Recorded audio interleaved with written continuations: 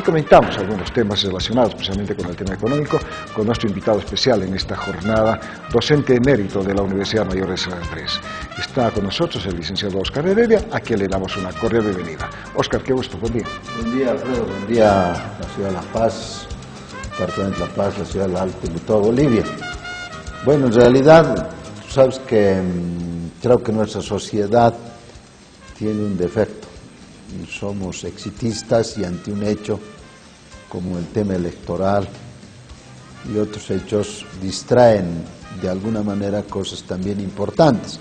No quiere decir que las elecciones no sean importantes, son importantes, pero también tratan de velar otro tipo de situaciones, ¿no? En este caso, como el que tú mencionas, el tema de la economía. Hoy parece que tuviéramos mucho dinero, porque en este tiempo electoral lo que se está haciendo es entregar obras.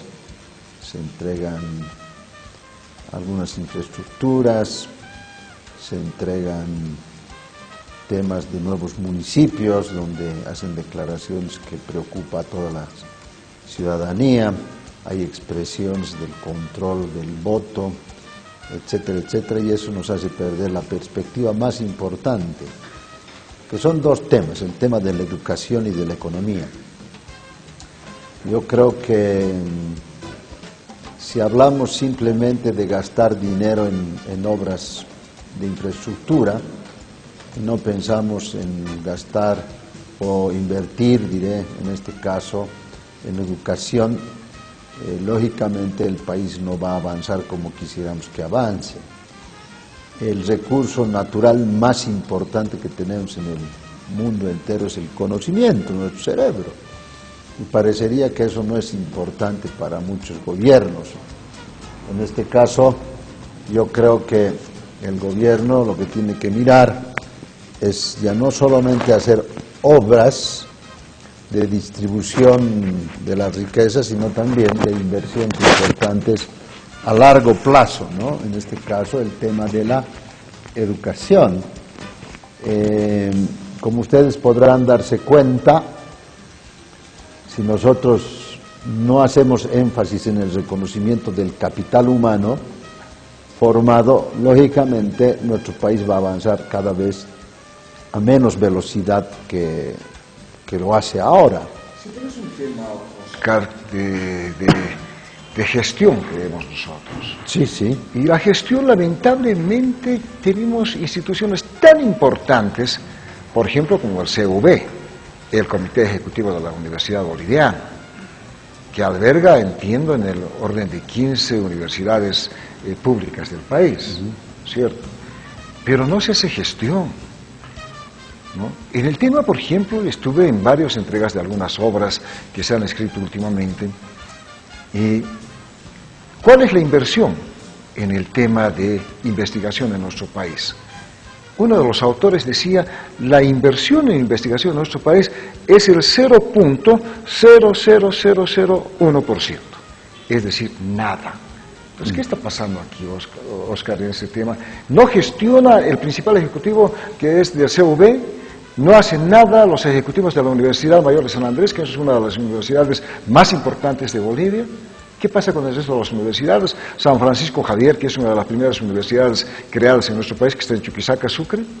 ¿Qué pasa con la Universidad Gabriel René Moreno de Santa Cruz, que también tiene alta cantidad de estudiantes? La Universidad San Simón de Cochabamba. ¿Qué está pasando en este tema, Óscar?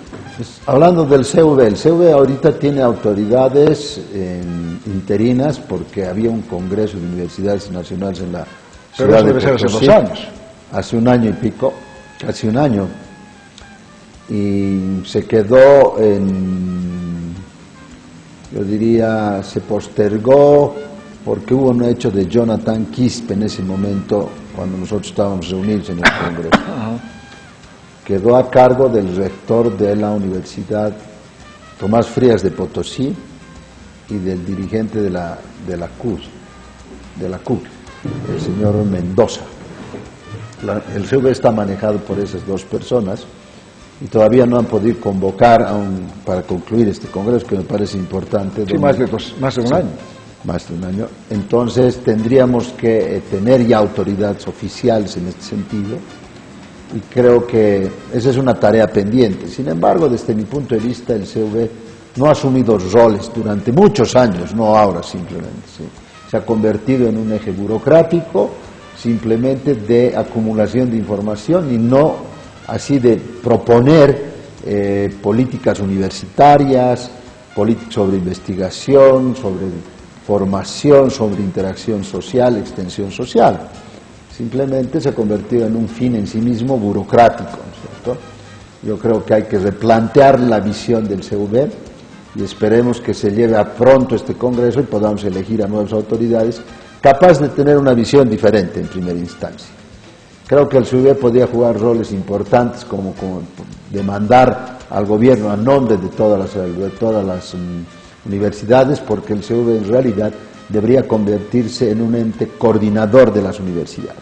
De todas, tanto privadas como públicas. No, solamente de las públicas, porque el CVB representa, eso es la representación de todas las universidades. Lógicamente las universidades privadas están bajo la tuición del Ministerio de Educación. Entonces, en este caso... Pero no tendría que haber un ente que regule todo esto, Óscar. Por ejemplo, alguna vez nosotros habíamos comentado acá crear una autoridad con el tema de una autoridad de control y fiscalización, tanto privado como público. Es decir, tú me dices, el CVB solamente para... es un ente coordinador para las universidades públicas. El otro es otro. Creemos que tiene que ser unificado. Yo creo que si el gobierno se daría cuenta del rol importante de las universidades públicas deberían jugar ese rol. Pero no lo van a hacer, Óscar, te voy a decir por qué. No lo van a hacer, te voy a decir por qué. Porque en primer lugar el presidente Evo Morales no es académico. En segundo lugar, el señor García Linera tampoco es académico. ¿Te das cuenta? Entonces, acá el papel, el rol importante que tienen que jugar son precisamente, en este caso, en las universidades públicas, el CVB, el Comité Ejecutivo de la Universidad Boliviana. Y el otro tema de las universidades privadas, decimos nosotros acá en Pasenísima de Televisión, que debería ser un solo ente que regule, que fiscalice todos estos temas. Porque tiene que haber en algún lugar, porque no puede ser de que la privada esté por otro lado, la pública por otro lado, y es decir, en un abandono, digamos, casi completo, porque no es posible, en casa del herrero cuchillo de palo, no es posible que en instituciones académicas, ¿no es cierto?, no puedan convocarse, no puedan ponerse de acuerdo, después de un año que ha sido truncado este Congreso de las universidades de Bolivia. Es que el tema del Congreso es una manipulación, exactamente. ¿Cierto? O sea, no se lleva a cabo porque no hay interés de elegir autoridades que tengan una nueva forma de ver, una nueva visión, y creo que en eso, yo soy delegado de la Ciudad de La Paz, o de la Universidad Mayor de San Andrés, a ese Congreso, conjuntamente otros eminentes docentes, representantes de la Universidad Mayor de San Andrés. Nosotros hemos hecho una propuesta en su conjunto a partir de un análisis de algún documento presentado por un profesor o por un docente de la universidad, y hemos planteado que el CVB debe cambiar de rol, simplemente un rol de coordinación en primera instancia de las universidades que son autónomas en realidad, y creo que, pero eso tiene que estar ligado a unas autoridades también en las universidades que tengan una visión diferente, ¿cierto?, que tengan una visión totalmente académica, independiente de los partidos políticos, independiente de intereses personales también, independiente de los intereses de grupo oligárquicos incluso dentro de las propias universidades, y creo que eso debe transformar esta universidad. Si tenemos ese tipo de autoridades en el futuro en estas universidades, estamos trabajando en la Universidad Mayor de San Andrés para ello, para ser el puntal fundamental de la transformación de la educación superior, no solamente de las universidades públicas, sino como un conjunto de la transformación de la educación superior en Bolivia, planteando políticas públicas, no solamente en el tema de educación, sino en los diferentes sectores, porque nosotros tenemos 13 facultades y 54 carreras que pueden generar investigación, que generan investigación, que pueden generar interacción social, extensión social, con una mirada así, de reflexión a los gobiernos, porque creemos que la independencia partidaria, independencia del gobierno es lo más importante, debemos ser institucionalistas y no utilizar la universidad para proyecciones individuales, eso también debe quedar claro. Debemos luchar por los intereses, las necesidades y las aspiraciones de los docentes y estudiantes. Creo que si les damos esa mirada diferente, creo que la universidad va a cambiar. Pero no solamente la universidad queremos cambiar a la sociedad en su conjunto. Para eso tenemos que cambiar la educación superior. Si uno cambia, cambia la familia. Si cambia la familia, cambia la sociedad. Y si cambia la sociedad, cambia el país. Esa mirada tenemos que darle. Por lo tanto, nosotros creemos que al gobierno hay que hablarle de frente y decirle, esto es lo que quiere la universidad, esto es lo que necesita la educación superior en este país. Esto es lo que necesita el pueblo boliviano. El pueblo boliviano, lógicamente, pero entonces, si nos ponemos de esa mirada, podremos analizar diferentes tipos. En este caso, el tema de la economía. A ver, antes de que cambiemos el tema de la economía, yo tengo algunos datos que te vas a quedar sorprendido. Estoy seguro que tú lo conoces, Oscar. En el tema de la educación, la universidad tiene que trabajar no solamente en el tema académico, llámese licenciatura. No solo el tema de la formación. ¿Cierto? No solamente en esto que es la licenciatura, no solamente en esto que son diplomados, posgrados, doctorados, no solamente en aquello, sino que las universidades deben trabajar en planes y programas de la currícula, del colegio, de la escuela, inclusive del kinder. Porque la universidad tiene que saber qué tipo de bachilleres necesita para prepararles académicamente. Es un trabajo tan importante, tan estructural, que parece que nadie le entiende. Parece que nadie le entiende. Estamos más en otro tipo de temas, qué sé yo, en el caso de San Andrés, haciendo pequeños edificios de 2, 3 pisos por aquí, por allá, como honguitos, cuando ellos tenían que haber creado una ciudad universitaria, donde la gente se dedique a estudiar, a investigar. Pero no ocurre aquello. Ojalá esto como aditamento, te digo, Oscar, y ojalá que tú puedas hacer las gestiones de que la universidad tiene que saber qué tipo de bachilleres necesita. Es importante esto. Si no vinculas la primaria a la secundaria, ¿cierto? Por eso la universidad debe plantear políticas públicas para transformar la primaria y la secundaria. Porque la secundaria le da, en realidad, los recursos humanos o los insumos para que la universidad pueda formarlos. No se trata de educarlos, sino de formarlos, ¿cierto? Formarlos en el tema de la especialidad de las necesidades de este país, de las aspiraciones propias de quien se ingresa. Entonces, eso es lo que tiene que hacer la universidad. Tiene que mirar de esa manera. Tiene que ser un ente que presione al gobierno, a cualquier gobierno, a cualquier ministro de educación, que presione para que la educación empiece a cambiar. Los países que han sido transformados en este tiempo, en el último tiempo, que estaban en peores condiciones nuestras, han cambiado su educación. Y ese es el rol que nosotros queremos que la universidad tenga. Nuestro proyecto ese es en primer lugar. El segundo lugar es hacer investigación vinculado a la extensión, quiere decir que identifiquemos problemas de la sociedad y al identificar esos problemas de la sociedad solucionemos esos temas con la extensión e interacción social. Eso es importante. O sea, hay que hacer investigación. Y tú te decías, otros países utilizan o aportan o definen más del 5% en ciencia y tecnología, por ejemplo, ¿cierto?, en algunos países para fomentar, porque lo que necesitamos hoy día es transformar nuestra matriz productiva, y no solamente desde la perspectiva de la generación de nuevas tecnologías, simplemente electrónicas, informáticas, las TIC, sino también transformar mecanismos y métodos de cómo se puede producir más en la agroindustria, en la manufactura. Eso es lo que necesitamos hacer.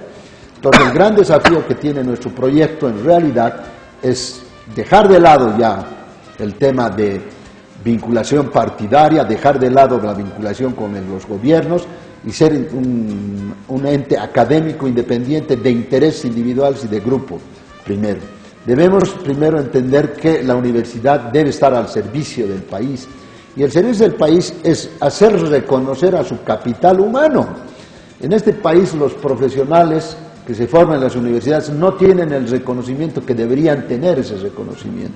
No se les impulsa, no se les genera oportunidades, y eso es lo que hay que buscar. Hay que reconocer a nuestro capital humano como un capital estratégico. Por eso yo te decía que el conocimiento es el recurso natural más importante de este país. Y todos los bolivianos tenemos, pues, tenemos inteligencia, tenemos capacidad, y no los podemos despreciar, sino más bien impulsar. Ya no hay que pensar simplemente en los recursos naturales extractivos, ¿cierto?, sino aprovechar nuestro capital, y esa es la única forma. Primero, desde el punto de vista de darles conocimiento, de que obtengan habilidades y competencias para la propia vida. Quiere decir esto, habilidades blandas, sentido de logro, liderazgo, capacidad de análisis, proactividad, habilidades conceptuales, habilidades cívicas, habilidades técnicas.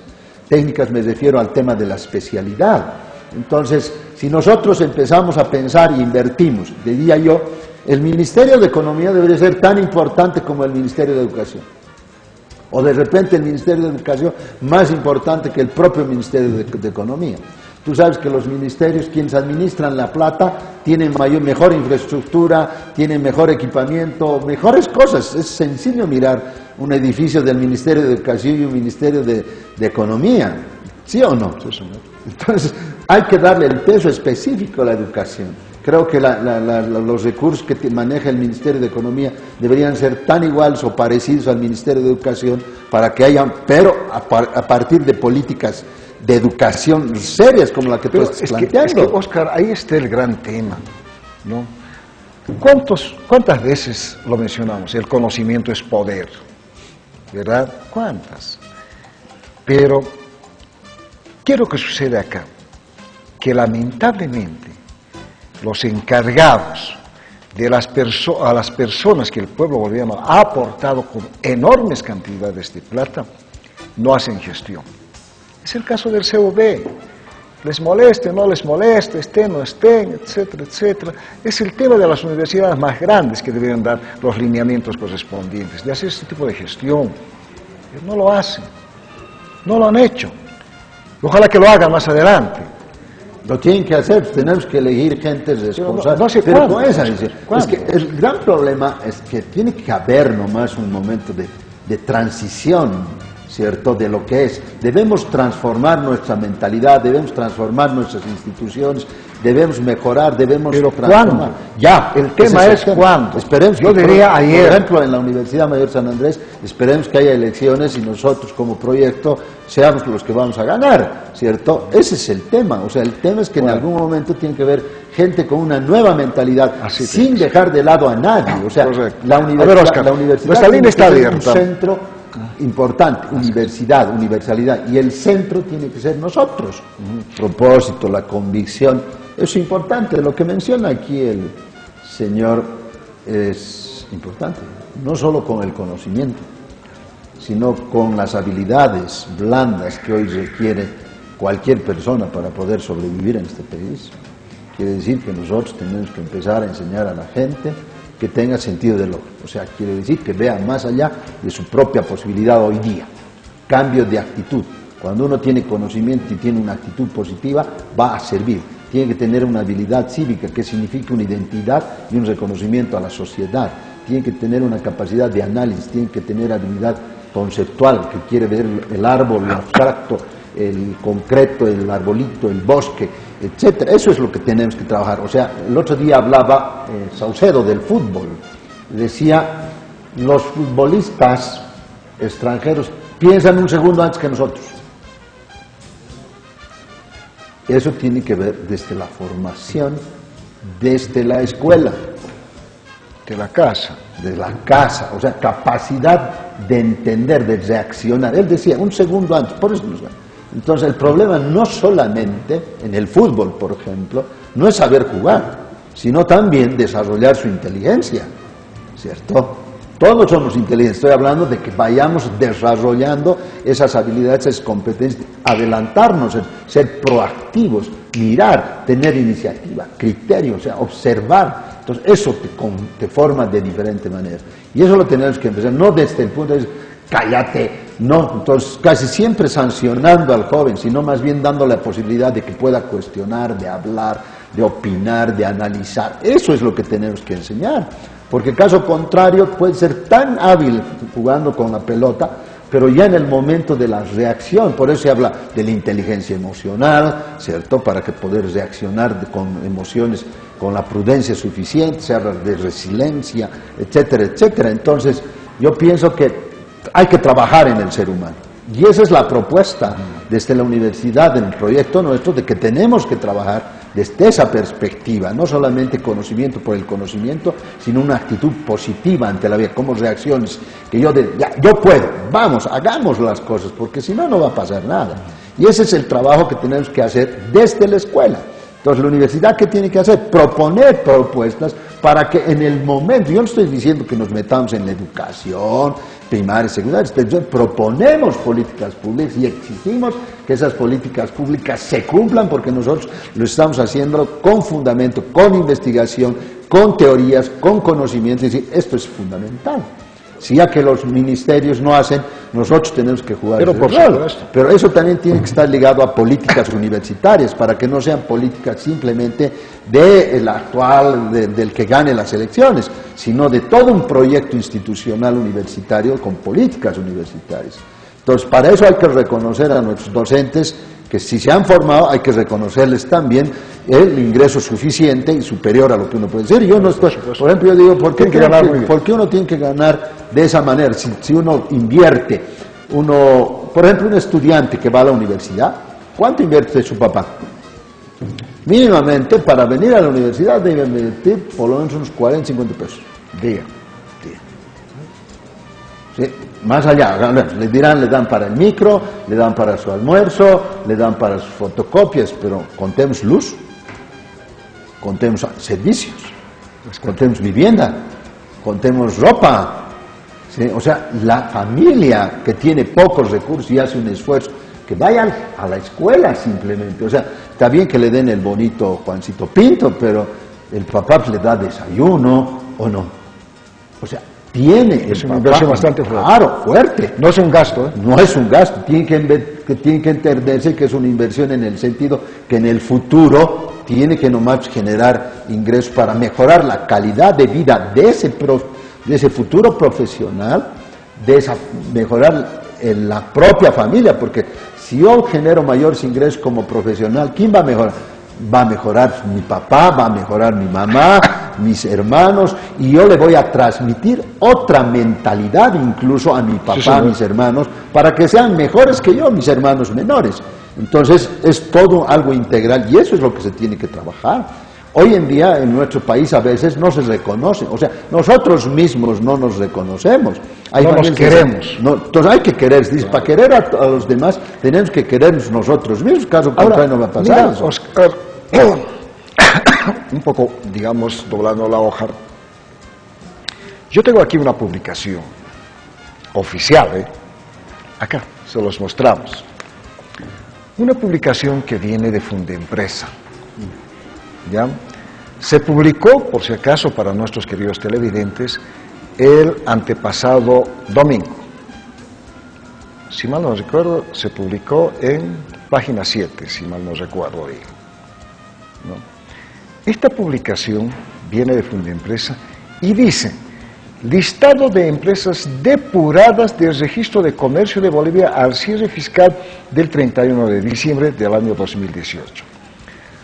¿Sabes, Oscar, cuántas empresas están acá depuradas? ¿Cuántas crees? A ver. La verdad que no, mentiría, me equivocaría además. Aproximadamente son 24.000 empresas. No, ahí están los datos. Vamos a mostrar, por favor, Víctor Hugo. Miren. Con razón, tantas hojas. No, precisamente por eso. Son 40 hojas. Ahí está, lo mostramos. ¿No?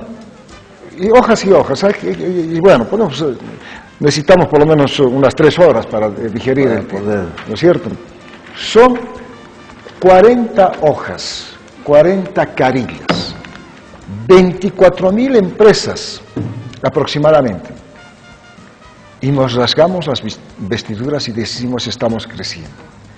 Esto es parte, digamos, de aquel pésimo manejo en el tema del apoyo a esto que se llama el aparato productivo en nuestro país. Lo estamos mostrando. Sí, yo creo que el gobierno tiene nomás que entender dos cositas. Quienes generan empleo y quienes generan valor agregado para poder exportar productos es nomás la empresa privada. Por lo tanto, yo creo que la empresa privada tiene que tener el apoyo suficiente, y no estoy hablando de las grandes empresas simplemente, ¿sí? Estoy hablando desde la pequeño, micro, mediana empresa. Ustedes saben que en Italia más del 75% de sus ingresos son por las pequeñas microempresas, Claro. ¿cierto? Entonces no estamos hablando de los grandes empresarios, de los que acumulan la riqueza, no, estamos hablando de la proyección de estos micros, pequeños empresarios, ¿cierto? El gobierno tiene que entender eso fundamentalmente. ¿Sabes que haciendo un poco de números, Oscar, son aproximadamente 24.000, póngale 50 más, 50 menos, Claro. 24.000. Pensemos que cada empresa solamente tenga 4 dependientes, que es nada. Claro. Porque ya tenemos la secretaria, el mensajero, etcétera, etcétera, que tiene que estar el contador, el auditor, etcétera, etcétera. Pensemos solamente 4. Estas 24.000 empresas, ¿no?, que es dato oficial de Fundempresa, dato oficial, es decir, ¿cuánta gente está en la calle? ¿Cuánta gente está? En el orden de 96.000 o 100.000 personas. Claro, pero eso hay que multiplicar Por familia. por la familia, que son 5, o sea, eso es importante, ¿no? Claro. O sea, creo que ese es el reconocimiento que hay que hacer a impulsar al empresariado privado, con condiciones, lógicamente, ¿cierto? No es que no le van a dar, simplemente dirán pues, mayor inversión, mayor capacidad de riesgo, ¿no?, mejor distribución de sus utilidades, mejor salario, etcétera, etcétera, se le puede poner, ¿no? Pero hay que ir eliminando primero los pasos para abrir empresas, porque es un martirio, ¿cierto? No lo digo yo, lo dicen las propias autoridades, hay pasos, 36 pasos que duran no sé cuántos días para poder abrir una empresa, ¿no? Entonces, esa es una de las cosas. El gobierno tiene que entender que simplemente con el motor interno no vamos a crecer lo suficiente. Necesitamos dinero que venga de afuera, ¿cierto? O sea, exportando productos de manufactura, alimentos, etcétera, etcétera, va a ingresar dinero. ¿Para qué? Para pagar las deudas que tenemos, ¿cierto? Que más o menos son 500 a 600 millones de dólares que hay que pagar anualmente. Pero también tenemos que, para poder ser un país creíble y generar mayores inversiones extranjeras, de repente mayores créditos, etcétera, etcétera, y para poder pagar nuestras deudas necesitamos ingresos de dinero, que eso significa divisas. Esas divisas van a generar un incremento en nuestras reservas internacionales. Si tenemos mayores reservas, somos un país más creíble, ¿cierto? Eso nos ayudaría a, primero, a reducir el déficit comercial, porque ahora lo que estamos haciendo es importar más cosas que las que llevamos, o sea, sale más dinero que las. Entonces hay un déficit comercial más o menos de 1.000 millones entre el 2017, 1.000 millones en el 2018 y hasta ahora unos 220 millones de dólares de déficit. El déficit fiscal quiere decir que gastamos más de lo que generamos, que en el año pasado estaba en un 7% y pico, 7.3%, hoy se ha proyectado hasta un 8%, ¿no? Entonces, ese tipo de cosas tiene que entender el gobierno, ¿no? Entonces, impulsando a la inversión privada desde el microempresario, pequeño empresario, mediano empresario. No estoy hablando de la gente que tiene grandes cantidades, esos también tendrán que tener sus condiciones, pero el ciudadano, ¿a quién me dirijo? El ciudadano, para que el ciudadano entienda que el microempresario es el que tiene la tienda, el microempresario es el que te da comida, el microempresario es el que da servicios, pero esos servicios tienen que mejorar, ¿cierto? Si van creciendo las empresas que son manufacturas, que pueden vender dentro y fuera del país, entonces vamos a tener mejores ingresos. Eso es lo que hay que hacer, una visión. Por ejemplo, en agroindustria, hay que empezar a darles educación de emprendedurismo, o sea, no pueden producir solamente para el consumo, para para el trueque, etcétera, etcétera. Tienen que empezar a generar mayores recursos con esa producción. Si tú les das una educación de emprendedurismo, de mejora de calidad del alimento, lógicamente va a traer mejor producto acá, va a cubrir el mercado interno y va a llegar un momento que, como ya está cubierto el mercado interno, va a poder exportar, pues. Y al exportar nos va a generar ingresos. Entonces, la mirada del gobierno tiene que ser de ese lado. No solamente priorizando, digamos, a la construcción, no solamente priorizando el tema financiero, sino al ente productor, pues, al que da empleo, o al que va a tener, claro, el turismo. Por ejemplo, yo pienso el turismo, alimentos, servicio, agropecuaria, manufactura y pequeños emprendimientos. Definitivamente. Entonces, no hay mucho por ser propositivos en este tema. Lo mostramos, esta publicación, porque necesitamos que todo esto se socialice para que veamos con otra visión el tema del aparato productivo. Yo quiero muy de veras agradecer la presencia acá del licenciado Óscar Heredia en haber considerado esos temas de la educación, el tema económico, etcétera, y con seguridad el próximo miércoles continuaremos con más en temas económicos. Óscar, gracias por estar. Gracias a ti. Es importante lo que te voy a decir. El otro día estaba en la Plaza Humboldt, donde hay artistas, 50 años van a cumplir, y me han pedido que te comente esto y si tú puedes visitarlos, porque son 50 años que venden sus cuadros y tienen problemas. Y creo que el arte también no es cuestión de arte simplemente, de expresión, sino también es la generadora de movimiento económico, y creo que eso es importante. Me decía que están conformando, después de 50 años se ha perdido su personería jurídica, y me han pedido que por favor los visites en la Plaza Humboldt un domingo para preguntar cuáles son sus inquietudes, sus necesidades, sus perspectivas, porque me ha parecido interesante esto. Ellos me decían, estamos invitando a las carreras de artes de las universidades, de la Escuela de Artes, para que vengan y puedan exponer. Yo les decía, eso también es una oportunidad. El arte que no se ve, no es arte, pues no está guardado. Entonces, eso quería decirte. Seguro. Muchas gracias. Un placer.